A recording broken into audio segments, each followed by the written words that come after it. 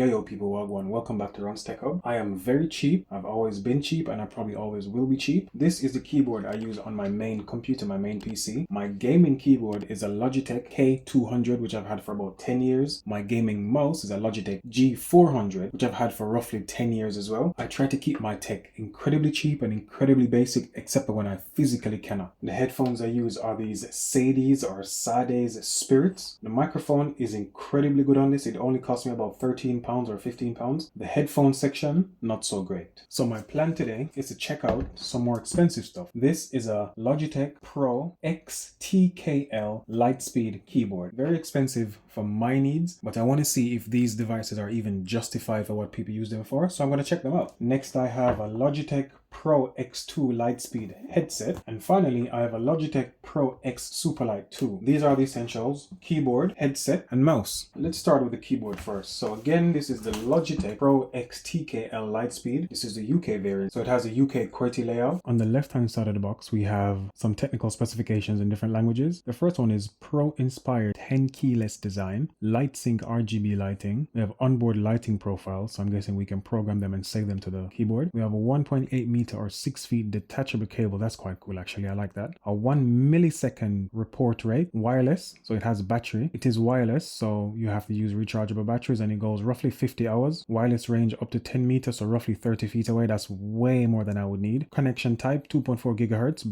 and it has Bluetooth. On the other side, we have some fancy logos. Nothing else but the Logitech logo on the back. Now on the bottom, we have some more specs, I would say. So we have, it says 10 keyless, Lightspeed wireless, 2-to-1 Lightspeed adapter, dual shot PBT, standard layout, programmable keys, so I'm guessing we can program the keys to do extra stuff, 1 millisecond report rate. Let's get in the box quickly and see what we have. So already this feels very, very expensive. Just the box alone. The box is very thick, very well padded. We have some connection instructions on the inside panel of the box. Inside the box we have this wonderful, amazingly high quality box, and I'm guessing the keyboard is obviously in here. So let's pull this out. There's nothing else inside the box, so everything I'm guessing is inside the case. This is what we have. This is the case. Looks and feels very good. It is hard. You can push down on here, so it's not 100% rigid. Going around it, there's nothing else on there but the writing on the front, Pro X TKL. Logitech logo on the top left, and zips at the top that allow you to open the case. This is the nicest zip design I've ever seen on anything, because what happens, if you can see here, the zip is not actually exposed. It's only when I start opening that you can even tell that that's a zip. So that's a very nice, cool design there. So if I unzip this, let's see what we have. Suede on the inside. So again, yeah, very expensive. This is the keyboard here.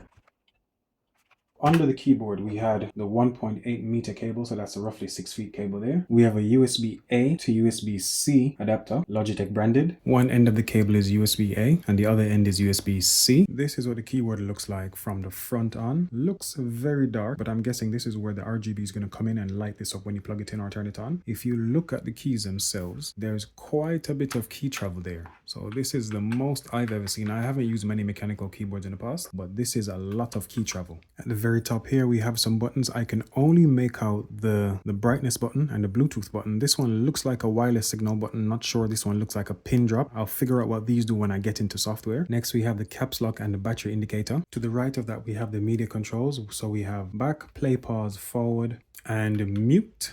This here seems like a volume control. I really like this. There's not much tactility behind it. Feels like a single motion. It doesn't have notches in it that tells you that you've moved up once, but I'm guessing again, once you're on a PC and you roll this, you'll see the percentage moving up and down. So that should be good enough. If I flip this upside down, I have my USB-C port on the left, and I'm guessing that's the on switch there. So let's turn that on to see what we get. All right, yeah, there we go. That's the on switch. Brightness level, that's the brightness button there. So let's press that. It's off now. Highest, below. There are 4 levels. So that's on. Then that's number 3, number 2, number 1, and off. At the bottom of the keyboard, we have our stand, and the stands have rubberized feet as well as the keyboard itself has rubberized feet, which means that whether you have the stands up or down, this won't be sliding because it has rubber feet everywhere. And finally, here we have the housing for the 2.4 gigahertz USB adapter. I'm going to go ahead and unplug the keyboard I've been using. So again, this is just a cheapo Dell keyboard, which has served me really well so far. I have a tiny USB 3 hub here, which I'm going to plug this into. I got this from Lidl, by the way, for about £5 or £10. USB 3 speeds are very good. It's always very cool. So I plug that in there. Turn this on. I think the footprint of this keyboard is very, very tiny. This is my normal Dell keyboard, which extends quite a ways past the Logitech. Obviously, my Dell keyboard has the numpad to the right. So if I quickly measure this, this is going to be roughly 8.5 centimeters shorter than the average keyboard. I would much prefer the volume to go up at 1% increments, but at the moment I can see it going up by 2 each time. I might be able to reprogram this, but I think that's accurate enough for most people. This keyboard I think is going to be very, very loud. This is not something I think you can use if you're somebody who wants to use the same keyboard for gaming and same keyboard for doing work. This keyboard seems very, very loud, and if you're someone who wants to do work and gaming on the same keyboard, it's probably not going to work very well. It's going to become very annoying to anyone else around you.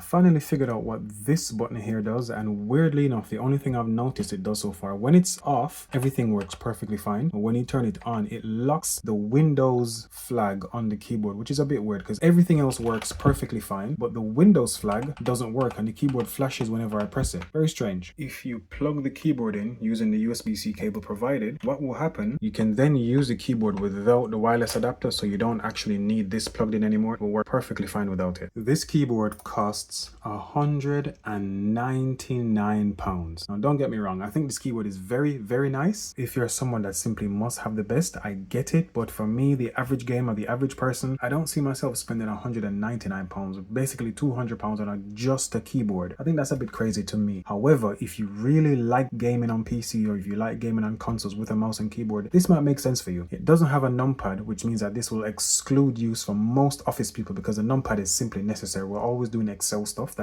that's just a basic requirement there. If you're someone that needs your keyboards to stand out, this is for you. If you're someone that needs to have really, really long key travel, this is for you. If you're someone that really loves RGB, this is for you. If you're someone that really must have the lowest latency wireless keyboard that you can find on the market, again, this is for you. If you're an average person, an average gamer that wants to buy a gaming keyboard or a gaming mouse, it's very hard to recommend this just for the price point. And again, for me, I need a numpad. If there's no numpad on a keyboard, it's absolutely useless to me. I'm always in Microsoft Excel. So if you're a professional who likes to game and likes to use the same keyboard for work, this is not going to be for you. If you're someone that works from home and likes to game as well, this is not going to be for you, because when you're typing, your clients on the phone are going to be really annoyed at, because this thing actually sounds like a typewriter. Next on the list, we have the Logitech Pro X Superlight 2. So I'm guessing this is version 2 of the Superlight mouse. On the right hand side, we have a few logos again. On the left hand side, we have the specs again. So the specs are 100 to 32,000 DPI. Responsiveness is 2000 Hertz, so that's 2000 times per second. We have a microprocessor in here, which is really good actually. It's a 32-bit ARM processor. Battery life with constant motion, it says 95 hours. For physical specifications, I think the only noteworthy thing here for me is the 60 grams. So that's 2.1 ounces. That is ridiculously light. Let's get inside the box.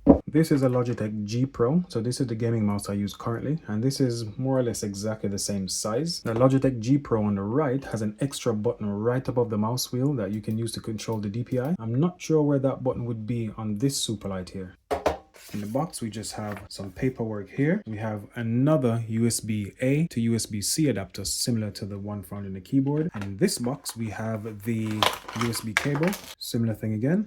And with the cable, there was this other button. And again, that button would go on here. So I can squeeze this down, remove this part here, and put this part on here. It snaps in with the magnet. So it has a similar color scheme to what's already on there. So that's the mouse there. And again, as I said before, similar size to the Logitech G Pro, which is made by the same company, obviously. The mouse wheel feels good. It gives tactile feedback. Just a quick tour of the mouse. Typical left click, right click, scroll wheel. On the right hand side, there's nothing. On the left hand side, we have two buttons that we can program. At the bottom, we have obviously the laser there, the power switch here, the USB-C cable for recharging, I'm guessing would go here. And finally here, under the mouse, if you press this section down and then lift,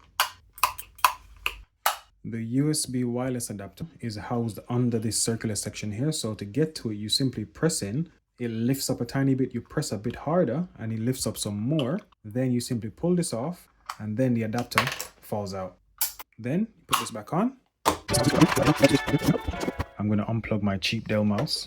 So remove the USB cable from here, get rid of that for a second. Then to connect the new mouse, I simply plug in the USB adapter and I should be good to go. I'm going to turn this on by flicking that switch there. Light comes on and I know I'm good to go. The two buttons at the side of the mouse have been mapped to back and forward on Google Chrome. So if I go ahead and press that back one first, it's going to move me back one page, and if I go ahead and press the forward one, it moves me forward one page. Similar to the keyboard, this mouse is very expensive. It's £120 roughly, and I do think the main feature it's missing is being able to control the DPI or the speed directly from the mouse itself. I normally have my mouse setting roughly halfway in Windows, but there's no way for me to increase this without downloading either the Logitech app or doing it from Windows. Having it on the fly on the mouse would be a really good selling point, especially for something that's touted to be a gaming mouse. This is one of those empty hard drive or SSD caddies I bought on eBay for roughly £5 or £6, and I kid you not, the mouse feels more or less the same weight as this, which is ridiculous because this feels like nothing in my hand. Last but not least, and I think the thing I'm most interested in with this trio is the headset. So we have a Pro X2 Lightspeed, and this is the headset. It says it's connected via Bluetooth, but it also has a Lightspeed icon here. So I'm guessing what that is. It allows you to use Logitech's own connection method rather than using Bluetooth for everything, which is going to add some latency. Here again we have the specs. We have a 50mm driver, a neodymium magnet. The response frequency range is 20 Hz to 20 kHz. Impedance or resistance is 38 ohms. For the fork we have aluminum. For the headband we have steel. The ear and head pads we have memory foam. Microphone pickup pattern cardioid or unidirectional. It's an electret condenser. The microphone response is 100 Hz to 10 kHz. Battery life on this, again, it's a rechargeable battery, gives you roughly 50 hours. The wireless range is 30 meters or roughly 100 feet. The connection type again is that 2.4 gigahertz Lightspeed, or you have Bluetooth.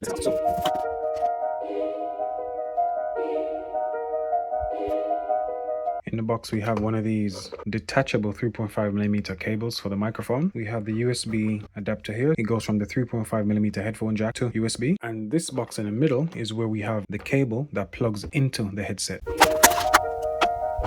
We have two cables inside the box, a 3.5mm headphone to 3.5mm headphone. We have a USB-C to USB-A. So going around the headphones quickly, we have these massive 50mm drivers, and the drivers are connected to the headband using these springy-like cables. They feel very sturdy, to be honest. They feel very thick. On the left headphone, this is where we have the majority of the things that we need. So I'm guessing that's the power button there, volume rocker, microphone mute switch, USB-C port, the Bluetooth connection button, and I believe this would have to be the microphone 3.5mm jack because it has that dip section which only the microphone would fit into. So you simply plug that in like so. The only thing we have on the right hand side here is where the 3.5mm jack would go, and that would bring audio to and from the PC.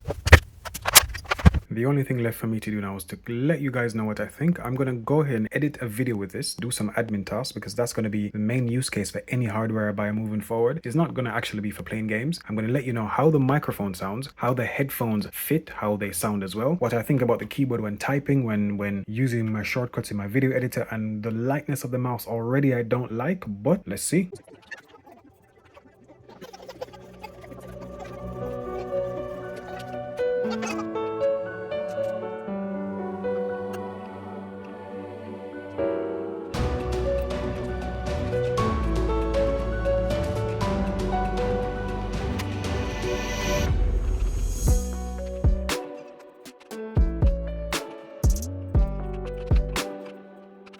To reiterate what I said before, these devices are simply amazing. I really do like how the keyboard feels, and when editing, I would say when I'm doing productive work like Word documents, Excel spreadsheets, as I said before, it's not really for me. The RGB is nice to have. Now the mouse is where I was very surprised. It's so light, it doesn't feel like anything in the hand. Honestly, I've never felt a mouse this light before. I would say for gaming, maybe not the best for me, but I get why people like that kind of stuff. The headphones did surprise me a bit. They're very comfortable over the ear. I did some gaming with it, I did some editing with it, I did quite a few things with it. I played some music from my tablet. It sounded okay, no issues whatsoever. I think the sentiment is going to be spread across all three devices. Buying all three of them is going to cost you close to £600. For £600, I could get a decent 4050 or 4060 laptop if I'm lucky. I do think these are premium devices that are going to be overshadowed by a lot of people because they're not particularly aimed towards gamers in my opinion. They're just good Logitech things. But saying that, the build quality does feel amazing on all of these devices. The only thing I would be a bit worried about is that mouse. Because it's so light, I'm assuming again they use less materials in there. Less materials means that it could break quite quickly. But again, this is just pure assumption. I like them, but I don't think they're worth £600. Thanks for watching, like and subscribe.